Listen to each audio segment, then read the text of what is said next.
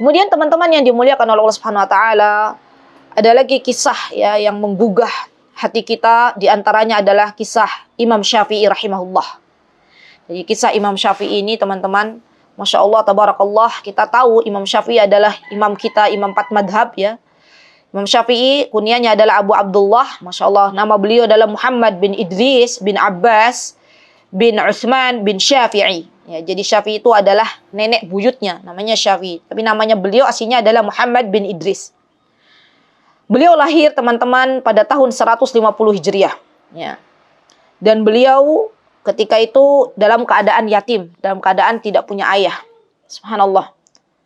Tapi ibunya Imam Syafi'i tidak berhenti sampai di detik Imam Syafi'i ditinggal oleh ayahnya. Tidak berhenti untuk bersemangat mengantarkan putranya menuntut ilmu. Ibunya punya semangat. Walaupun dia sudah tidak ada lagi suami. Walaupun suaminya sudah dipanggil oleh Allah Subhanahu wa taala, tapi dia memohon kepada Allah Subhanahu wa taala agar menjadikan Imam Syafi'i sebagai seorang imam. Dan ibunya ya mau menggandeng tangan Syafi'i kecil waktu itu ya, Muhammad bin Idris Syafi'i, duduk di majlisnya Imam Malik, diantarkannya, wahai Imam Syafi'i, wahai Muhammad bin Idris, di sinilah engkau menuntut ilmu. Masya Allah, inilah ibu-ibu yang sangat luar biasa ya, subhanallah. Wanita-wanita yang Allah berikan anugerah ya kesalihan di dalam dirinya, sehingga mereka akhirnya memiliki anak-anak yang luar biasa di dalam kehidupannya, di dalam memiliki sebuah ilmu. Masya Allah. Jadi Imam Syafi'i teman-teman, beliau duduk di majlisnya Imam Malik, dan Imam Syafi'i akhirnya Allah berikan untuk bisa menguasai ilmu fikih ya, dari banyak guru ya. Di antaranya tadi gurunya Imam Syafi'i yang sangat banyak berjasa dalam ilmu Imam Syafi'i adalah Imam Malik bin Anas rahimahullah ya. Dan Imam Syafi'i, kalau tadi Imam Malik ya adalah murid yang menonjol dari Imam Az-Zuhri, maka murid yang menonjol dari Imam Malik adalah Imam Asy-Syafi'i. Ya, jadi murid yang sangat luar biasa punya ilmu banyak dari Imam Malik adalah Imam Asy-Syafi'i. Ya.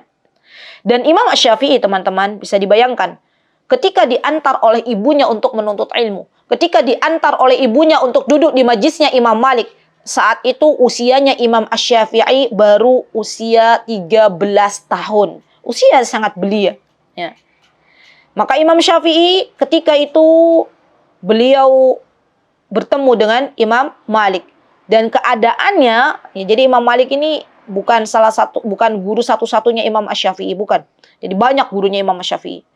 Dan ketika Imam Asy-Syafi'i usia 13 tahun teman-teman, beliau mendapatkan amanah untuk menjadi wali di negara Yaman. Ya, Masya Allah. Bukan wali seperti Wali Songo ya. Jadi beliau diamanahkan untuk menjabat sebuah jabatannya sebagai wali atau sebagai qadhi di negara Yaman. Dan Imam Asy-Syafi'i waktu itu usianya masih kecil ya. Subhanallah. Kemudian Imam Asy-Syafi'i teman-teman, beliau diberikan kelebihan oleh Allah Subhanahu wa taala untuk cepat menyerap ilmu. Ya, beliau diberikan kelebihan oleh Allah Subhanahu wa taala untuk cepat di dalam menghafalkan hadis ya. Imam Asy-Syafi'i ini sangat cepat dalam menguasai bahasa kaumnya. Ya, Masya Allah. Jadi Imam Syafi'i juga bukan hanya pandai dalam hafalan, bukan hanya pandai di dalam dalam mengumpulkan hadis, beliau juga pandai dalam menguasai bahasa kaumnya. Ini juga penting ini, kita sebagai seorang dai ya, sebagai seorang penebar kebaikan dimanapun kita berada, kita akan lebih mudah berdakwah ketika kita menguasai bahasa kaum kita, bahasa audien kita. Jadi kalau kita tinggal di Jawa misalnya, maka mau nggak mau kita juga harus bisa belajar bahasa Jawa ya. Karena kita akan bertemu dengan ibu-ibu yang mungkin dia akan senang kalau kita sapa dengan bahasa Jawa kromo misalnya. Dia akan lebih senang ya ketika disapa dengan bahasa demikian. Maka kita pun perlu belajar bahasa kaum kita, sebagaimana Imam Asy-Syafi'i belajar bahasa kaumnya.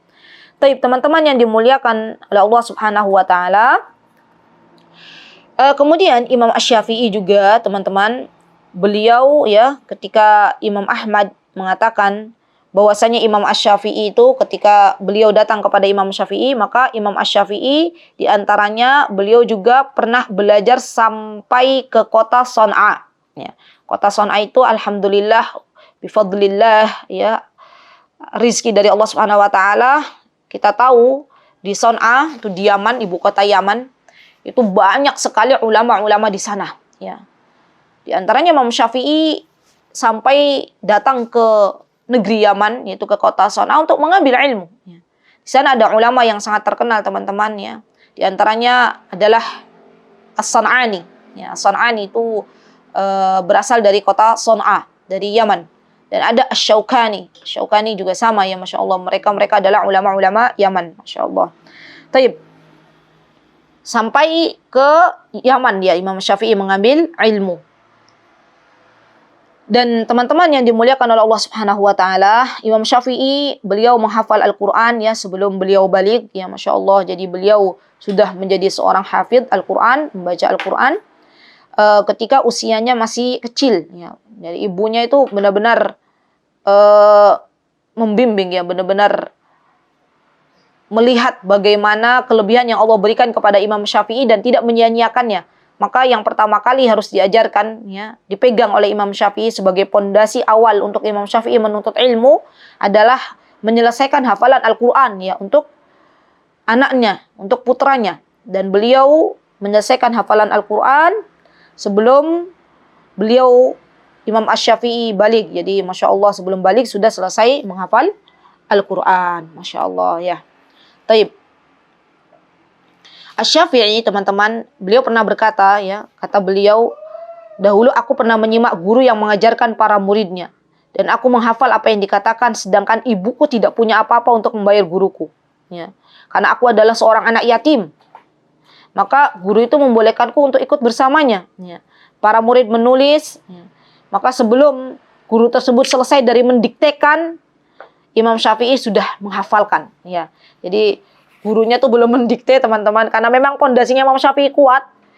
Beliau sudah hafal apa yang akan disampaikan oleh gurunya. Masya Allah, itu cemerlangnya Imam Asy-Syafi'i.